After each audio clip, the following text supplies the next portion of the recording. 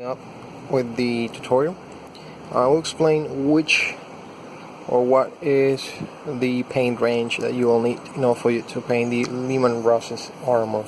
This video will cover that, just the armor and the weapons of the Leman Russ. Okay.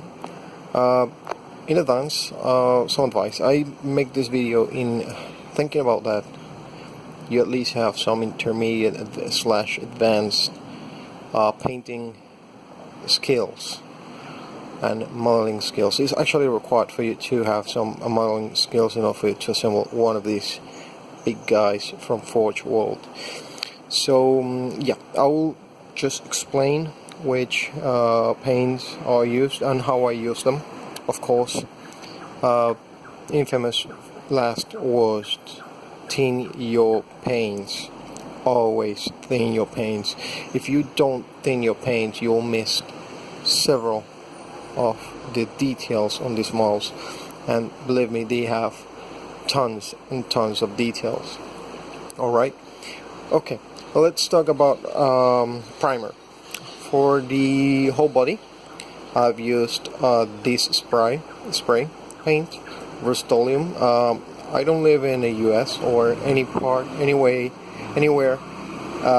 where you can find Games Workshop stores, so it's quite impossible for me to get one of the Games Workshop or Citadel spray paints to base coat my miniature. So I've bought this one, which is pretty awesome. It contains like 3 spray cans. There's a lot of it in here, and I've base coated all of this with this same bottle of spray, and there's over half of it still. And I like this spray because it tends to how can I say it? It shrinks down to the miniature. So if you spray too much, it's not a big deal. The paint will shrink into the miniature, and you will not lost detail. Okay, so I really recommend this paint brand, this spray can. If you can buy it over your country or wherever you are, I completely recommend you to get one of these if you can't get Citadel spray paints. Okay, let's go to the base colors of the blue armor. As I said before, or as I will say later on in the video, you'll need. I will go for the 40K Space Wolves armor color because I play 40K and I actually like the color scheme for the wolves, and I had something in mind that will make my Leman Russ pop up, and that is the Vallejo metal medium. It turned my base colors and all my colors, my plain colors, non-metallic colors such as rust gray, metallic. Why would I do that? Why wouldn't I use the Citadel range tints?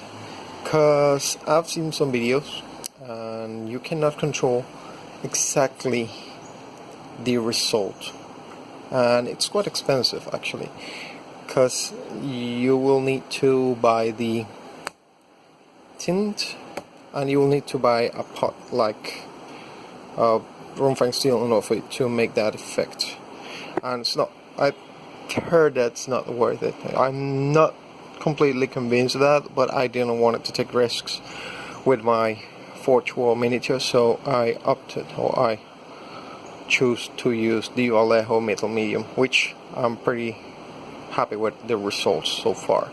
Okay, let's talk about the colors that you will need. For you to make the armor, you will need 2 colors: the Fang, which is the base color for the standard Space Wolves for 40K, and non-oil. You want to darken out that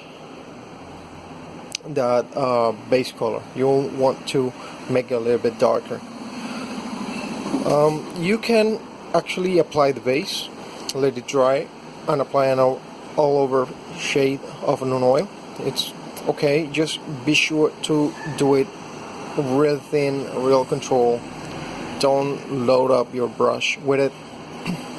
Avoid using a lot of shade, because it will look patchy or will not look even. You will want to make it look even all across the miniature. So I would really recommend you to do that, or you can mix them up. You can mix them on a 2-to-1, 2 parts Fang, 1 part non-oil, for you to get the color that you want. After that, you'll need to mix metal medium with the rust gray color.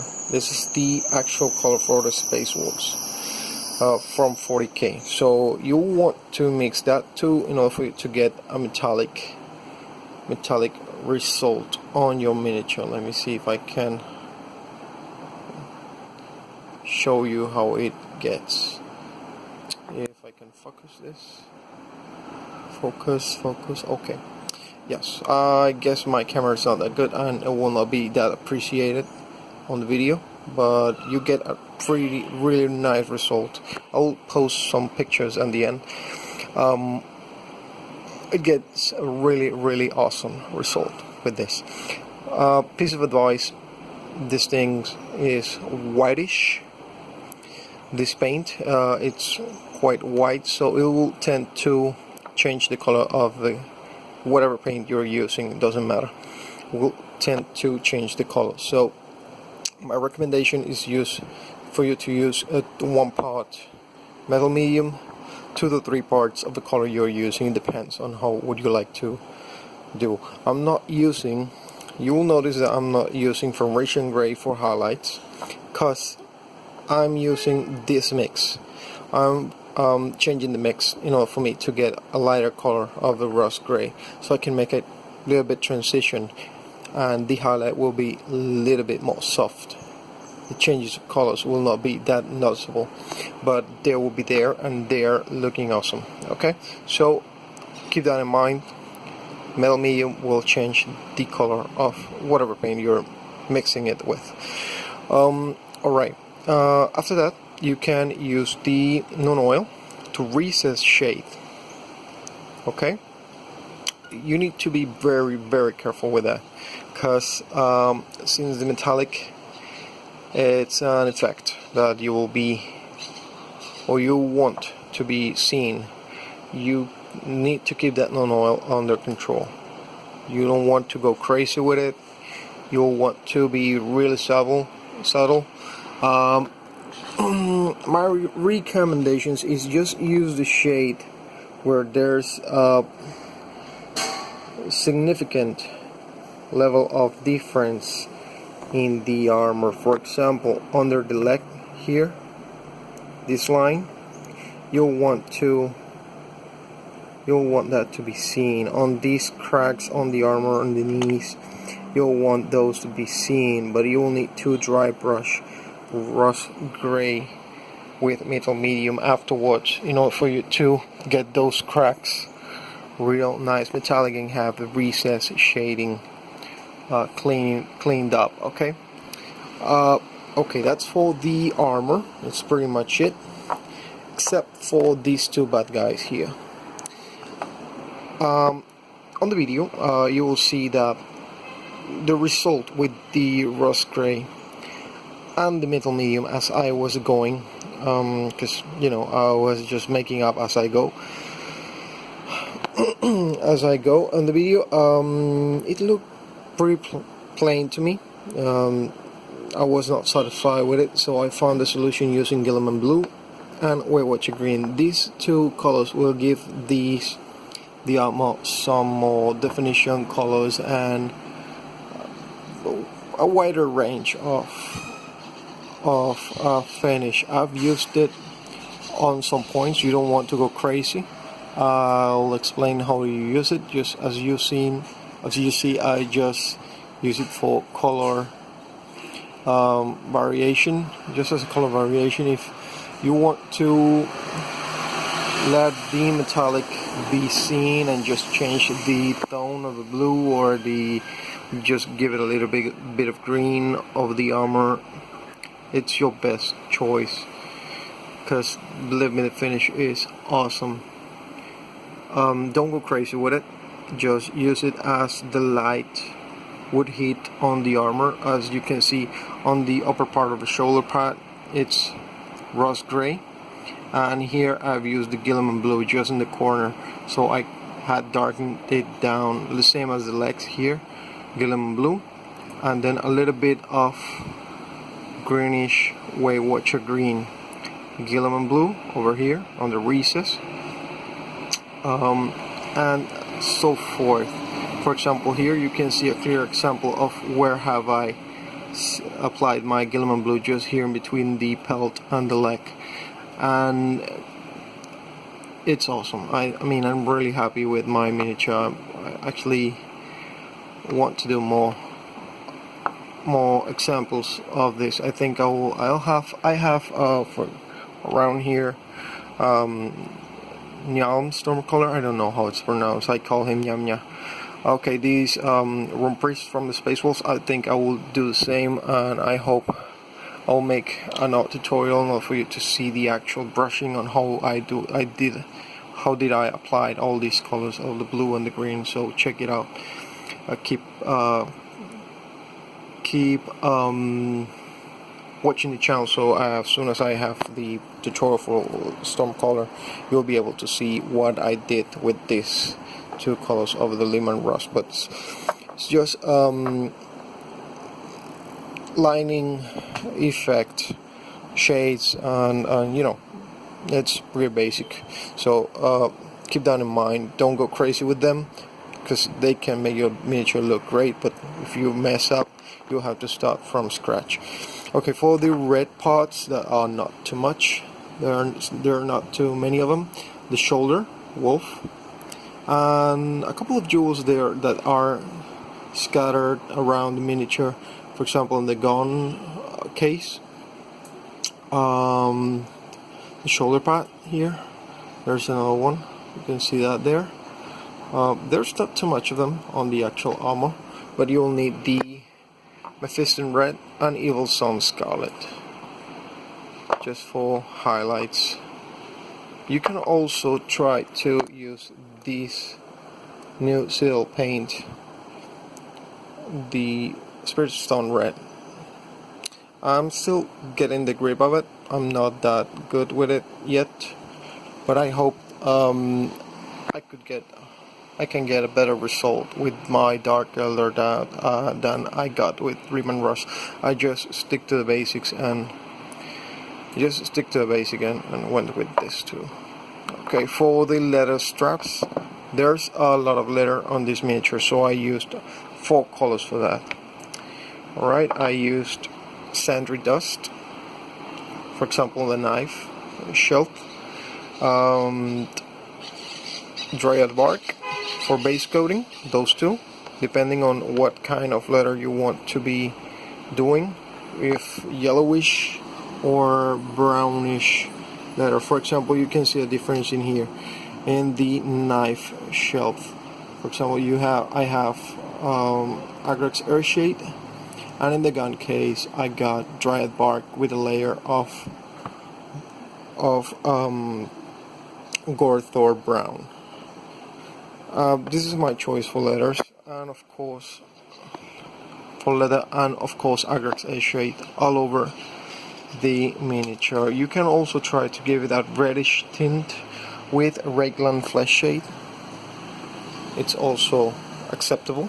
It depends on what kind of leather you want to do, reddish, brownish, or yellowish leather. Okay, bone. There's a couple of bone teeth on the fangs around the armor, the shoulder pad, for example, and I think the neck. There's a couple of over there. Stick to the basics. Sandry Dust, shop the bone for the non-recessed parts, Agrax Airshade, and finish up layering with Screaming Skull highlighting. Gold parts. There's a bunch of gold parts on this miniature, and they actually add a lot of character to a miniature. You'll see that. I would recommend you first paint the blue of the armor and then the gold. Of course, the weapons also have gold on them. The weapons are pretty awesome. I'm in love with these weapons. That axe and that sword are just awesome. Balthasar gold, and you can just use Balthasar if you want to make it like old, or weathered metal gold, and Agrax Airshade, and you can dry brush it with Necron compound. One of my favorite paints, this one. If you want to give it a more yellowish tint, for example to the sword or the axe, you can go ahead and use the Gehenna gold citadel paint. This Gehenna gold, I actually used it on my miniature pretty much like the glazes, just a little bit here and there, so I can get little differences in the color. You can see it here near the center of the axe. It's a little bit more yellow than over the edge. That's because I used it as a tint, not as a all over layer. I just used it to give it some variation or some difference in between colors to make it more interesting, make it look better. Okay, we're about to finish, and I used for the sword and the axe, let me see if I can find it, I don't have it at hand, Lead Belcher, of course, with some effects from Gilliam Blue, and some effects of Weight Watcher Green, and a little bit, just a little bit of Nihilakh Oxide. I really like this paint, but I wouldn't recommend you to go crazy if you don't want it to be looking real weathered or something. Just a little bit of it, because it kills the metallic effect on everything. If you're using this over metal, it will give an appearance of aged metal. And I use it for the power nodes on the weapon. On the weapons, let me see if I can show you. Okay, it's not that much. You're not gonna be able to see it, but let me check. For example, here you can see that I've kept some of the known oil over here. I mean the Nihilakh Oxide over here, and over this power cord or whatever. And on the center of a sword, real close to the guard, I've kept some of the Nihilakh Oxide. Over the armor, of course, you can use it on the gold if you want to weather it down, or you want to make it aged. It's all entirely up to you. I've preferred to keep it under control, just for power or energy effects.